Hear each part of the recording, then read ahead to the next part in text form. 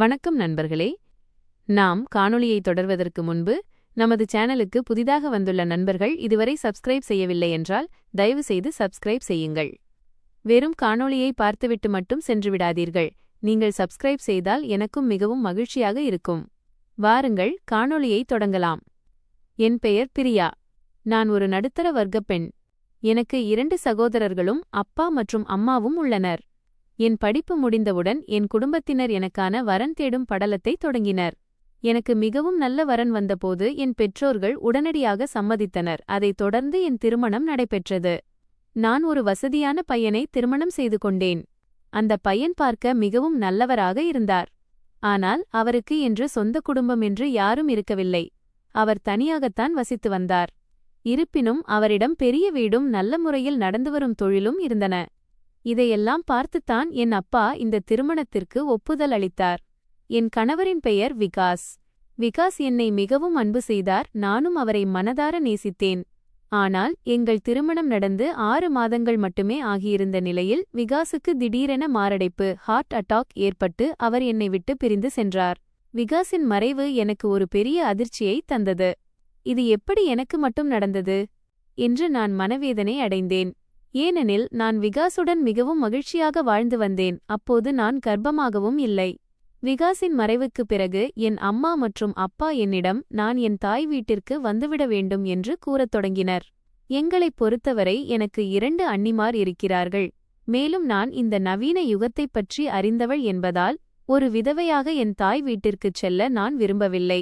இதற்கிடையில் மக்களோ என்னை மீண்டும் 2வது திருமணம் செய்து கொள்ளுமாறு வற்புறுத்தத் தொடங்கினர். ஆனால் என் மனமோ மற்றொரு திருமணத்திற்கு சீபம் செய்யவில்லை. அது மட்டுமின்றி விகாசின் வீட்டில் வேறு யாருமில்லை. மேலும் எனக்கு சொந்தமான அந்த பெரிய வீட்டில் எனக்கு அளவற்ற அன்பும் அனைத்து வகையான சந்தோஷமும் கிடைத்தது. அதனால் அங்கிருந்து வேறு எங்கு செல்வதற்கும் எனக்கு பயமாக இருந்தது. எனவே நான் மறுமணம் செய்து கொள்ளவும் விரும்பவில்லை. என் தாய் வீட்டிற்கு திரும்பவும் விரும்பவில்லை. நான் விகாசின் வீட்டிலேயே தங்கிவிட வேண்டும் என்று நினைத்தேன். ஆனால் அந்த வீடு மிகவும் பெரிதாக இருந்ததால் இரவில் எனக்கு பயமாக இருந்தது. எனக்கு பசி எடுக்கும்போதெல்லாம் என் நெஞ்சம் படபடவென்று அடித்துக்கொள்ளும். நான் முன்பு இவ்வளவு பயந்த சுபாவம் உள்ளவள் அல்ல. ஆனால் என் கணவர் இறந்துவிட்டதால் நான் சின்ன சின்ன விஷயங்களுக்கு கூட பயப்படத் தொடங்கினேன். ஒவ்வொரு இரவும் பயத்தின் நிழலிலேயே கழிந்தது. இந்த அச்சம் எப்போது என் வாழ்க்கையை விட்டுப்போகும் என்று நினைத்து நினைத்து இறுதியில் எனக்கு தூக்கம் வரும். இப்படியே பல நாட்கள் கடந்துவிட்டன. விகாசின் தொழில் மிகவும் நன்றாக இருந்ததால் நான் தனியாக வேலைக்குச் சென்று சம்பாதிக்க வேண்டிய அவசியம் இருக்கவில்லை. என்னிடம் போதுமான அளவுக்கு பணமும் இருந்தது. நான் விவரம் தெரிந்தவளும் படித்தவளும் என்பதால் அக்கம் பக்கத்து குழந்தைகளுக்கு கல்வி கற்பிக்கலாமா என்று யோசித்தேன். அப்போது என் மனதில் ஒரு யோசனை தோன்றியது. ஏன் வீட்டின் ஒரு பகுதியை வாடகைக்கு விடக்கூடாது? அப்படிச் செய்தால் வீட்டிற்குள் யாராவது ஒருவர் இருப்பதனால் எனக்கும் பயம் இருக்காது. அதோடு மாதந்தோறும் நல்ல வருமானமும் கிடைக்கும். ஆனால் ஒரு தனி நபருக்கு வீட்டை வாடகைக்கு விடும் எண்ணம் எனக்கு இருக்கவில்லை. நான் இளமையாக இருப்பதால் அந்த மாதிரியான ரிஸ்க் எடுக்க நான் விரும்பவில்லை.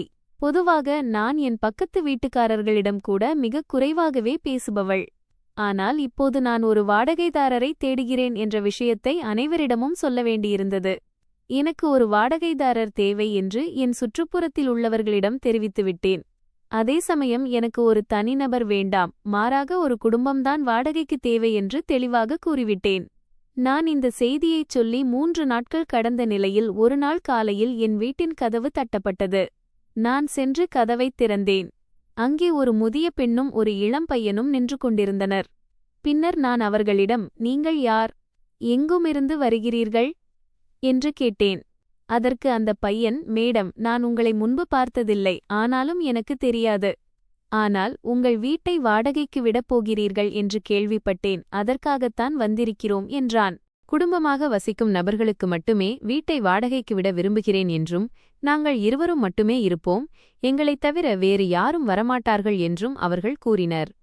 அதற்கு நான், நீங்கள் சொல்வது முற்றிலும் சரிதான். நான் ஒரு குடும்பத்திற்கு மட்டுமே வீட்டை வாடகைக்கு விட விரும்புகிறேன். அதுவும் வீட்டின் கீழ்ப்பகுதியை வாடகைக்கு விட திட்டமிட்டுள்ளேன். எனவே தாயும் மகனுமான நீங்கள்தான் இந்த வீட்டில் தங்கப் போகிறீர்களா என்று கேட்டேன். அதைக் கேட்ட அந்த முதிய பெண்மணி, நான் அவனுடைய தாயல்ல, அவனுடைய மனைவி என்று பதிலளித்தார். இதை கேட்டதும் என் கண்கள் ஆச்சரியத்தால் விரிந்தன. ஏனென்றால் அந்த இளைஞன் ரோகன் பார்ப்பதற்கு மிகவும் புத்திசாலியாகவும் சுறுசுறுப்பாகவும் இருந்தான். அந்த பெண்ணின் பெயர் சாந்தி. அவளுடைய வயது தோராயமாக 45 இருக்கும். இவ்வளவு வயது வித்தியாசம் உள்ள ஒரு பெண் தன்னைவிட மிகவும் இளையவனான ஒரு இளைஞனை திருமணம் செய்து கொண்டது எனக்கு மிகவும் விசித்திரமாக தோன்றியது. உடனே நான், மன்னியுங்கள், நீங்கள் இருவரும் கணவன் மனைவி என்பது எனக்கு தெரியாது என்றேன். அதைக் கேட்டு அவர்கள் இருவரும் சிரித்தபடியே, பரவாயில்லை மேடம், எங்களை பார்க்கும் அனைவரும் இப்படித்தான் ஆச்சரியப்படுகிறார்கள். எங்களுக்கு தங்குவதற்கு ஒரு நல்ல இடம் தேவை, உங்களுக்கோ ஒரு நல்ல வாடகைதாரர் தேவை. எனவே எங்களுக்கு இந்த வீட்டை வாடகைக்கு விடலாமே என்றனர். இதைக் கேட்ட நான், சரி, இந்த வீட்டில் தங்குவதற்கு உங்களுக்கு அனுமதி தருகிறேன். இதோ அறையின் சாவியை பிடியுங்கள், போய் உங்கள் சாமான்களை எடுத்து வாருங்கள் என்றேன். இதைக் கேட்ட ரோகன் புன்னகையுடன் சாந்தியை பார்த்தான். பின்னர் என்னை நோக்கி, நீங்கள் எவ்வளவு வாடகை சொல்கிறீர்களோ அவ்வளவை நான் தருகிறேன் என்றான். அவன் பேசியதைக் கேட்டு எனக்கு மேலும் மகிழ்ச்சி ஏற்பட்டது.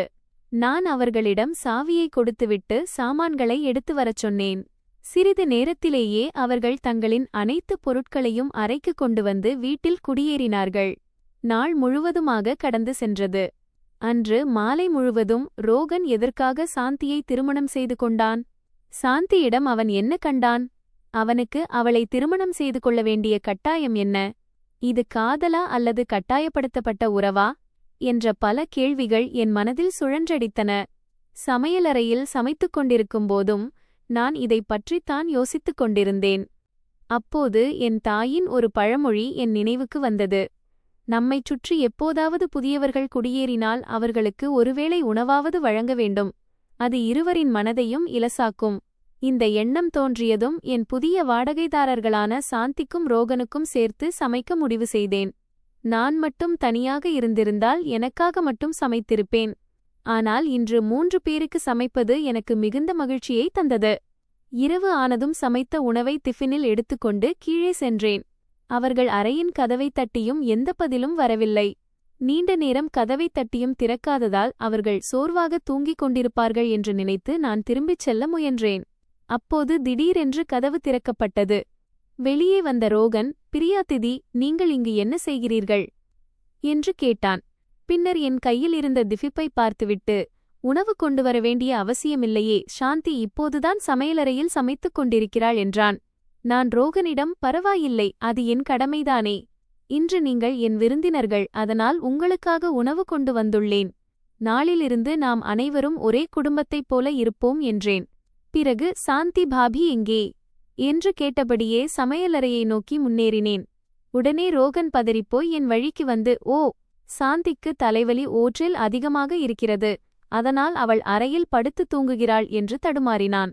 நான் அவனிடம், இப்போதுதானே அவள் சமையலறையில் சமைப்பதாகச் சொன்னாய் என்று கேட்டேன்.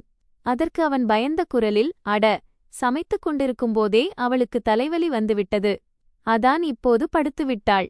அவள் வயதானவள் தாயிற்றே, இதுபோன்ற உடல் உபாதைகள் அடிக்கடி வரும். இப்போது எழுப்பினால் அவளுக்குத்தான் சிரமம் என்றான். இதைக் கேட்டு நான் குழப்பமடைந்தேன். வேறு எதுவும் பேசாமல் மௌனமாக அங்கிருந்து மேலே என் வீட்டிற்குத் திரும்பினேன். மேலே வந்ததும் உணவை சாப்பிட்டுவிட்டு படுக்கைக்குச் சென்றேன். ஆனால் என் மனதில் ஒரு கேள்வி விடாமல் சுழன்றது. ரோகன் ஏன் அப்படி பொய் கூறினான்? தொடக்கத்தில் அவள் சமையலறையில் இருப்பதாக சொன்னவன் நான் அங்கு செல்ல முயன்றதும் ஏன் உடனடியாக தன் பேரை மாற்றினான்? அவன் என்ன மறைக்கிறான்? சிறிது யோசனைக்குப் பிறகு இந்த குழப்பமான எண்ணங்களை என் மனதை விட்டு அகற்றிவிட முடிவு செய்தேன். சாந்தியை எனது மூத்த சகோதரியாக பாவிக்கப் போவதாகவும் நான் இருவரும் இந்த பெரிய வீட்டில் ஒன்றாக அமர்ந்து மனம் விட்டு பேசப் போவதாகவும் தீர்மானித்தேன். அவளும் தனிமைதான், நானும் தனிமைதான். இனி இந்த வீட்டில் நாம் ஒருவருக்கொருவர் துணையாக இருக்கப் போகிறோம் என்று எண்ணிக்கொண்டேன். ரோகனை திருமணம் செய்ததற்கான காரணம் என்னவாக இருக்கும் என்று யோசித்துக் கொண்டிருந்தேன். அதன் பிறகு சாந்தி என்னை சந்திக்க நிச்சயமாக வருவாள் என்று எனக்கு உறுதியாக இருந்தது. ஏனெனில் நான் அவளுக்காக சமைத்திருந்தேன். குறைந்தபட்சம் அவள் எனக்கு நன்றி சொல்லியிருப்பாள். ஏனெனில் சில மனிதர்கள் இருக்கிறார்கள், தங்களுக்கு ஏதேனும் கிடைத்தவுடன் எதிரில் உள்ள நபரிடம் பேசாமல் அவர்களுக்கு மன அமைதி இருக்காது. ஆனால் எனது யூகம் முற்றிலும் தவறாகிவிட்டது. இரவாகிவிட்டது. ஆனால் சாந்தி வரவில்லை. இருப்பினும் எனக்கு புகழ்ச்சி தேவையில்லை அல்லது புகழ்ச்சியை கேட்க வேண்டிய அவசியமும் இல்லை. அமைதியாக 2 வார்த்தைகள் பேச வேண்டும் என்ற ஆசை மட்டுமே இருந்தது. அந்த இரவில் வாடகைக்கு ஆட்கள் வந்துவிட்டார்கள். அதனால் எதை பற்றியும் பயம் இல்லை. வீட்டில் யாரோ இருக்கிறார்கள் என்ற எண்ணம் இதயத்திற்கு ஆறுதல் அளித்தது. இப்போது வெளியே நாய்கள் குரைக்கும் சத்தம் என்னை பயமுறுத்தவில்லை. விகாஸ் உயிரோடு இருந்திருந்தால் நான் இந்த விஷயங்களைப் பற்றி யோசித்திருக்க மாட்டேன். ஏனெனில் விகாஸ் என்னை மிகவும் நேசித்தான். ஒவ்வொரு இரவும் அவரது நினைவில் நான் அழுது கொண்டே இருப்பேன். நான் இந்த நினைவுகளில் மூழ்கித் தூங்கிவிட்டேன். அப்போது திடீரென்று நள்ளிரவில் என் கண்கள் விழித்தன. அதன் பிறகு என் இதயம் ஏன் இவ்வளவு சத்தமாக துடிக்கிறது என்று எனக்கு தெரியவில்லை. அதன் பிறகு ஒரு அலறல் சத்தம் கேட்டது. ஏதோ ஒரு பெண் மிகுந்த துக்கத்துடன் தனக்கு உதவி தேவைப்படுவது போல சத்தமாக கத்துவது போல் இருந்தது. நான் பயத்தில் நடுங்கினேன். ஆனால் சத்தம் கேட்காதவாறு என் 2 கைகளாலும் காதுகளை பொத்திக் கொண்டேன். ஆனாலும் அந்த அலறல் சத்தம் நின்றபாடில்லை. இப்போது எனக்கு வியர்க்கத் தொடங்கியது. ஆனால் இப்போது என்ன செய்வது என்று எனக்கு புரியவில்லை. இந்த குழப்பத்திலேயே விடிந்துவிட்டது. காலை 5 மணிக்கு சத்தம் நின்றது. அதன் பிறகு சற்று நிம்மதியாக இருந்தது. பிறகு கண்கள் விழித்தபோது மணி 9 ஆகியிருந்தது. நான் பயந்து போய் தேநீர் தயாரித்து கைகளை கழுவிவிட்டு ஒரு கப் டீயுடன் பால்கனிக்கு வந்தேன். அப்போது ரோஹன் தொலைபேசியில் தெருவில் நின்று யாருக்கோ பேசிக்கொண்டிருந்தான். அவனை பார்த்தால் என்ஃப.கோ ஈங்கேயோ செல்வது போல் இருந்தது. தொலைபேசியில் பேசிக்கொண்டிருக்கும்போது அவனது பார்வை என் மீது பட்டது. அதை பார்த்து அவன் சற்று புன்னகைத்துவிட்டு அங்கிருந்து கிளம்பிவிட்டான். அவனது தோற்றத்தை பார்த்தால் அவன் அநேகமாக தனது அலுவலக வேலைக்காகச் செல்வது போல் இருந்தது. சாந்தியுடன் பேச இது ஒரு நல்ல வாய்ப்பு என்று சில முறை என் மனதில் நினைத்து கொண்டேன். ஏனெனில் அவள் வீட்டிற்கு வந்ததிலிருந்து நான் அவளைச் சந்திக்கவில்லை. அவளுடன் அமர்ந்து பேச விரும்பினேன். அதனால் எனது வேலையை விரைவாக முடித்துவிட்டு கீழே சென்று சாந்தியுடன் பேசலாம் என்று நினைத்தேன். பிறகு எல்லா வேலைகளையும் விரைவாக முடித்துவிட்டு கீழே சென்று கதவை தட்டினேன். ஆனால் யாரும் கதவை திறக்கவில்லை. பிறகு அங்கே நின்று நான் எவ்வளவு நேரமாக கதவை தட்டிக் கொண்டிருக்கிறேன், இன்னும் ஏன் யாரும் பேசவில்லை என்று யோசிக்கத் தொடங்கினேன். அப்போது உள்ளிருந்து ஒரு குரல் கேட்டது. பிரியா அக்கா, நீங்களா? அது சாந்தியின் குரல். நான் சொன்னேன், ஆமாம் சாந்தி அண்ணி, கதவைத் திறங்கள், நான் பிரியா. அவள் கதவை திறந்தபோது அவளது கண்கள் கண்ணீலால் நிரம்பியிருந்தன. அவள் என்னை அழைத்து கட்டிலில் அமர வைத்து எனக்கு சற்று பதற்றமாக இருந்தது. யாரையாவது உள்ளே அழைப்பதா வேண்டாமா என்று எனக்கு புரியவில்லை. அதனால் யோசித்துவிட்டு கதவை திறந்தேன். இதற்கு நான் சொன்னேன், சாந்தி அண்ணி, இந்த பகுதி உங்களுக்கு புதிது. அங்கு வேறு யார் வரப்போகிறார்கள்? பிறகு நான், அண்ணி, உங்கள் கண்களில் கண்ணீர் என்று கேட்டேன். அதற்கு அவர், ஆம், நான் உங்களிடம் என்ன சொல்வது என்றார். அவரிடம், நீங்கள் எனக்கு எல்லாவற்றையும் சொல்லலாம் என்று நான் பலமுறை கூறினேன். உடனே அவர் பேசத் தொடங்கினார். என் கணவர் ரோகனுக்கு என்னை பிடிக்கவில்லை. அவர் இளையவர், தன்னை போன்ற ஒரு இளம்பெண் தனக்கு வேண்டுமென்று விரும்புகிறார். ஆனால் என் வயதோ அதிகம். மேலும் அவருக்கு என் முகத்தையும் பிடிக்கவில்லை. ரோகனுக்கு வேறு யாருடனாவது தொடர்பு உண்டு என்றும் அவர் என்னை ஏமாற்றிக் கொண்டிருக்கிறார் என்றும் நினைக்கிறேன். போனில் யாருடன் பேசுகிறார் என்று எனக்கு தெரியவில்லை. ஆனால் நான் அவரிடம் கேட்டால் அவர் கேவலமான வார்த்தைகளை பேசுகிறார். சில சமயம் என் மீது கையை உயர்த்துகிறார். பிறகு நான், சாந்தி அண்ணி, நீங்கள் சரியாகத்தானே இருக்கிறீர்கள் என்று கேட்டேன். அதற்கு அவர், சொல்வதற்கு என்னிடம் உலகத்தில் உள்ள எல்லா பொருட்களும் இருக்கின்றன, பணம், உடைகள். ஆனால் ஒரு பெண்ணுக்கு தேவையான சந்தோஷம் மட்டும் இல்லை என்றார். அவருடைய வார்த்தைகளைக் கேட்டு என் இதயம் பாரமாகியது. பிறகு நான், சாந்தி அக்கா, என்னிடம் சொல்லுங்கள், நான் உங்களுக்கு உதவ விரும்புகிறேன். உங்களுக்காக நான் என்ன செய்ய முடியும் என்றேன். அதற்கு அவர், என் சொந்தக்காரர்களே எனக்கு உதவவில்லை. அப்படியிருக்க நீங்கள் என்ன செய்யப் போகிறீர்கள்? எப்படியும் ரோகன் என்னை விட்டுவிடுவதாக மிரட்டுகிறான். அதனால் இப்போது இந்த உலகத்தில் எனக்கு யாரும் இல்லை. இப்போது நீங்களே சொல்லுங்கள். நான் வயதானவள். நான் விரும்புவதெல்லாம் நீங்கள் எனக்காக பிரார்த்தனை செய்ய வேண்டும் என்பது மட்டும்தான். எனக்கு வேறு எதுவும் வேண்டாம் என்றார். ஆனால் நான், சாந்தி அக்கா, நான் உங்களின் இளைய தங்கை போன்றவள். நீங்கள் என்னிடம் எல்லாவற்றையும் சொல்லலாம். ஆம், நான் எப்போது உங்களுக்காக பிரார்த்தனை செய்வேன் என்று கூறினேன். இதைச் சொல்லிவிட்டு நான் அங்கிருந்து புறப்படத் தொடங்கினேன். அப்போது சாந்தி என்னை அழைத்து, பிரியா, நீங்கள் இந்த விஷயத்தை யாரிடமும் சொல்லக்கூடாது. குறிப்பா என் கணவரிடம் சொல்லவே கூடாது. இது அவருக்கு தெரிந்தால் என் மீது கை வைப்பார். அதனால் நீங்கள் இங்கு வந்ததையோ அல்லது நான் உங்களிடம் எதையோ சொன்னதையோ யாரிடமும் சொல்லாதீர்கள் என்றார். நான், சரி சாந்தி அக்கா, நீங்கள் கவலைப்பட வேண்டாம், நான் ரோகனிடம் எதுவும் சொல்ல மாட்டேன் என்று கூறிவிட்டு மேலே என் அறைக்கு வந்துவிட்டேன். இப்போது ரோகன் மீது எனக்கு மிகவும் கோபம் வந்தது. ரோகனுக்கு சாந்தியை பிடிக்கவில்லை என்றால் பிறகு அவர் ஏன் சாந்தி அண்ணியை திருமணம் செய்து கொண்டார்? அன்று இரவு நான் தூங்குவதற்காக படுக்கையில் படுத்திருந்தேன். ஆனால் அதற்குப் பிறகும் அதே விஷயம் நடந்தது. கதறி அழும் பெண்ணின் குரல் மீண்டும் கேட்கத் தொடங்கியது. எனவே நான் அந்த ஒலியைப் பற்றி மிகவும் தீவிரமாக யோசிக்கத் தொடங்கினேன். அந்த ஒலி எங்கிருந்து வருகிறது என்று யோசிக்க ஆரம்பித்தேன். இப்போது எப்படியாவது இதை கண்டுபிடிக்க வேண்டும் என்று நினைத்தேன். அதனால் என் அறையை விட்டு வெளியே வந்தேன். வெளியே வந்தவுடனேயே அந்த ஒலி தெளிவாக கேட்கத் தொடங்கியது. அப்போதுதான் அந்த ஒலி சாந்தியின் அறையிலிருந்து வருகிறது என்பதை புரிந்து கொண்டேன். நான் ஒரு நிமிடம் அதிர்ந்து போனேன். பிறகு வேகமாக கீழே வந்தேன். ஏனென்றால் இப்போது அவர் மீது என் இதயத்தில் இரக்கம் பிறந்திருந்தது. அவர் ஆபத்தில் இருப்பதை பார்த்து கொண்டு என்னால் சும்மா இருக்க முடியாது. எனவே நான் கீழே வந்து அவர்களின் கதவை ஜோரே தட்டத் தொடங்கினேன். நீண்ட நேரம் கதவை தட்டிக்கொண்டே இருந்தேன். ஆனால் யாருமே கதவை திறக்கவில்லை. ஆனால் ஆச்சரியமான விஷயம் என்னவென்றால் நான் கதவை தட்டிய பிறகும் அந்த அலறல் சத்தம் நிற்கவில்லை. மாறாக கதறல் சத்தம் இன்னும் அதிகமாக கேட்டது. கடைசியில் சோர்வடைந்து நான் மாடிக்குத் திரும்பிச் சென்றேன்.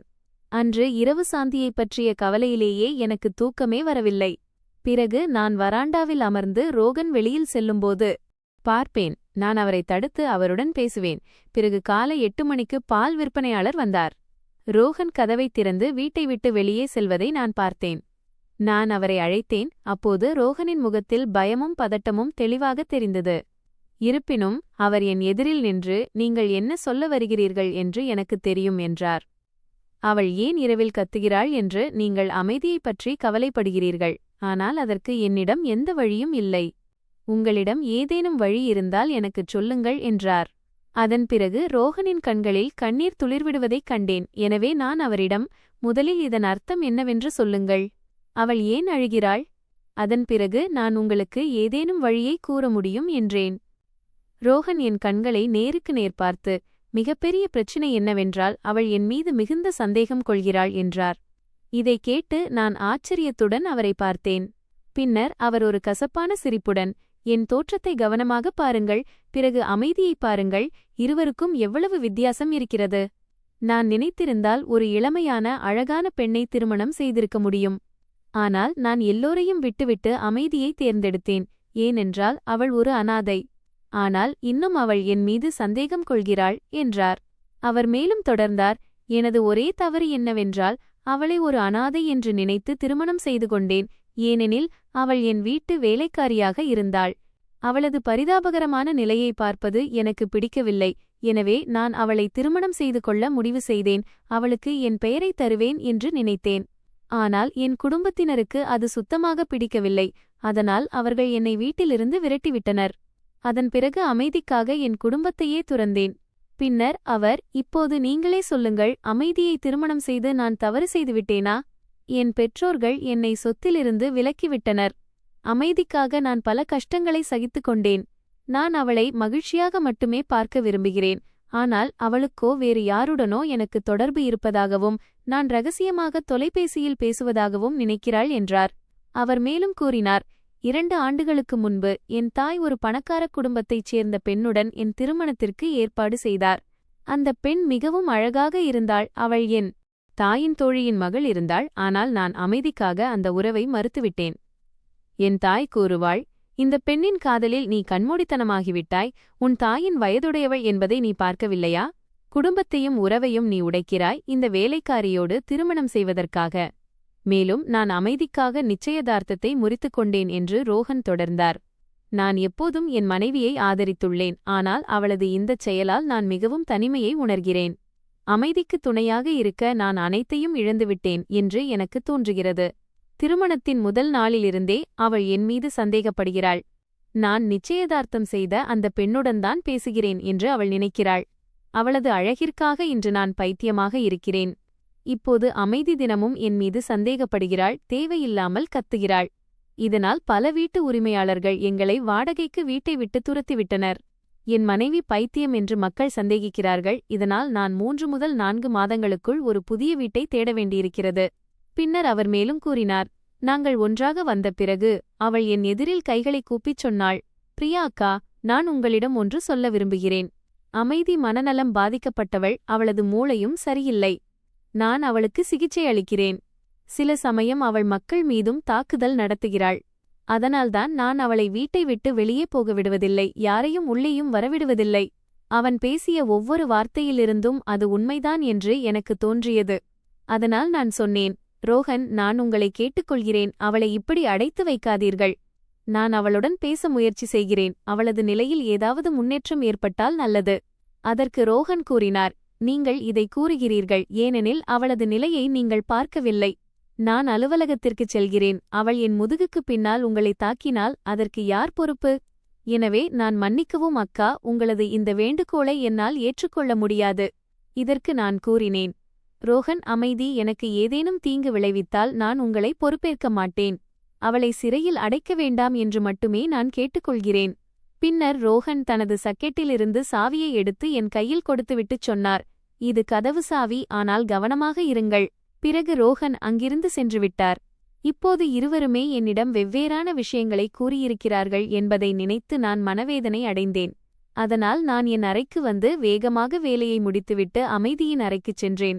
நான் உள்ளே சென்றபோது கண்டேன், அவள் கட்டிலில் அமர்ந்திருந்தாள், ஆழ்ந்த சிந்தனையில் மூழ்கியிருந்தாள் மற்றும் அழுது கொண்டிருந்தாள். நான் அவளிடம் சென்றேன். அவளை பார்த்த பிறகு என் இதயம் அதிர்ச்சியடைந்தது. அவள் என்னிடம் கேட்கத் தொடங்கினாள், பிரியா, நீங்கள் எப்படி இங்கு வந்தீர்கள்? பின்னர் நான் கூறினேன், சாந்தி பாபி, நீங்கள் தனியாக இருக்கிறீர்கள் என்று நான் நினைத்தேன். நானும் தனியாகத்தான் இருக்கிறேன். அதனால் உங்களிடம் வந்து கொஞ்சம் அரட்டை அடிக்கலாம் என்று வந்தேன்.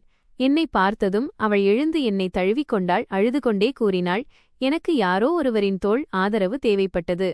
இதற்கு நான் கூறினேன், சாந்தி பாபி, ஏன் அழுகிறீர்கள்? உங்கள் சின்னத்தங்கை உங்களுடன் இருக்கிறாள். இன்று நான் உங்களிடம் மிக முக்கியமான ஒன்றை கேட்க வேண்டும். நீங்கள் எதற்காக இரவில் கத்துகிறீர்கள் என்பதை எனக்கு சொல்லுங்கள். இருந்தாலும் ரோகனின் வார்த்தைகளை நான் நம்பிக்கொண்டிருந்தேன். இப்போது சாந்தியின் வாயிலிருந்து உண்மையை அறிய விரும்பினேன். ஆனால் அதன் பிறகு சாந்தி பதட்டமடைந்து தான் கத்துவதில்லை என்றும், சக்தி இல்லை, நீங்கள் அந்த பதிவை செய்து காட்டினால் என் கணவருக்கு தண்டனை வழங்கப்படும், நான் விடுதலையாவேன். அதற்கு நான் சரி, நான் எதையாவது செய்கிறேன் என்று கூறினேன். ஆனால் உண்மை என்னவென்றால் நான் சிக்கிக் கொண்டிருந்தேன். ஏனெனில் ரோகன் அவர் மீது குற்றஞ்சாட்டிக் கொண்டிருந்தார்.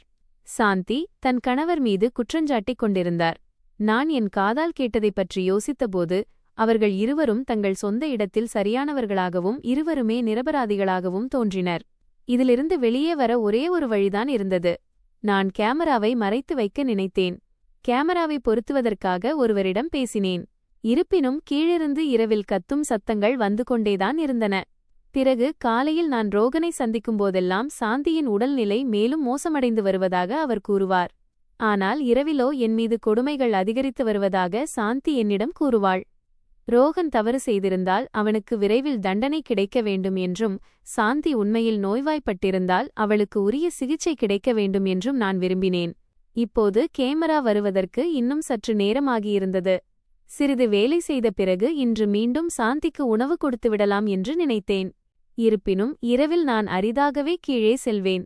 ஆனால் இன்று நான் உணவு கொடுக்க வேண்டியிருந்தது.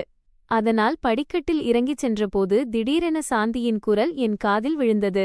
அவள், இன்று எல்லா ஏற்பாடுகளும் செய்யப்பட்டுவிட்டன, அதைப் பற்றி கவலைப்பட வேண்டாம்.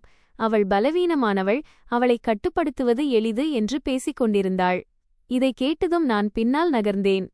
ஏனெனில் சாந்தியின் புதிய முகம் என் கண்முன்னே வெளிப்பட்டது. அதன் பிறகு என் மனதில் என்ன மாதிரியான எண்ணங்கள் ஓடின என்று எனக்கு தெரியவில்லை.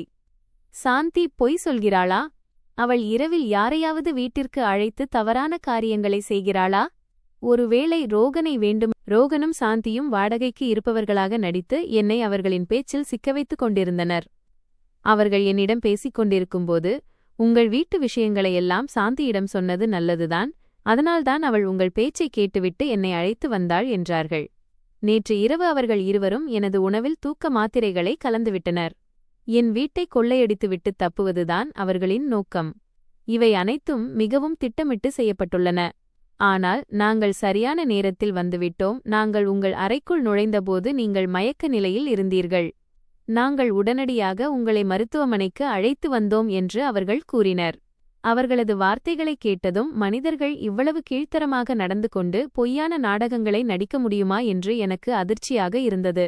ரோகனும் சாந்தியும் என்னிடம் பொய் சொல்கிறார்கள் என்று அவர்களின் பேச்சிலிருந்து எனக்கு தோன்றவில்லை.